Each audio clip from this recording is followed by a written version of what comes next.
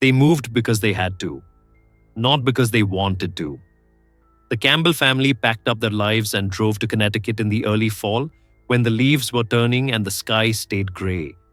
Their teenage son, Matt, had cancer, and the long trips to the hospital were too much from their old home. So when they found a big affordable house near the hospital, they jumped at it, even though something about it felt off. The house was too cold, too quiet. It used to be a funeral home. They were told that during the tour, but the agent laughed it off. "It's all been redone," she said. "No ghosts here, but ghosts don't care about fresh paint." It started small. Matt began hearing whispers at night, faint voices calling his name.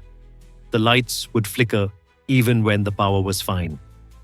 The basement door would creak open on its own, even after he locked it. His parents thought it was stress, medication, hallucinations from chemo.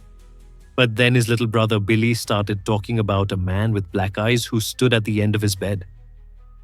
"The man told me not to go downstairs," Billy whispered one morning. His face was pale, his hands trembled. His mother, Sarah, smiled nervously. "Honey, there's no one here but us." Billy just stared past her, toward the basement door. Matt began to change. He stopped sleeping. He'd stay up all night staring into the corners of his room.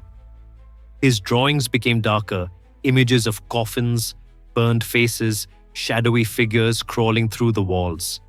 One night he screamed so loud the neighbors called the police.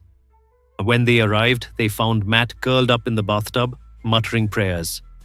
"There were bodies in the walls," he whispered. "I saw them. They were watching me." His parents tried to get him help.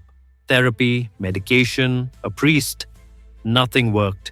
The house grew heavier with each passing day. The air smelled like dirt and rot, no matter how much they cleaned. Crucifixes fell from the walls. Water turned black.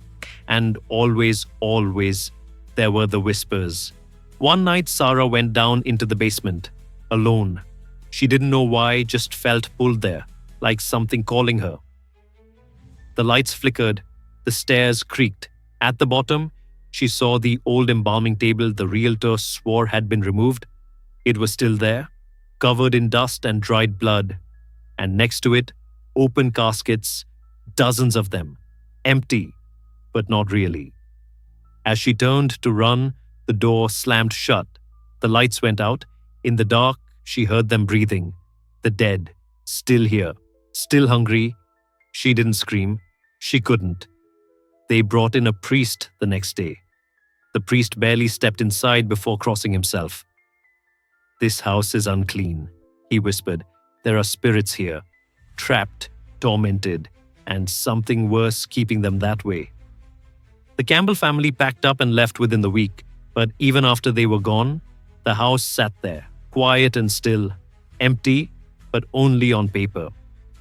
People say you can still see lights in the basement at night, and if you stand too close to the door, you might hear someone whisper your name, but don't answer.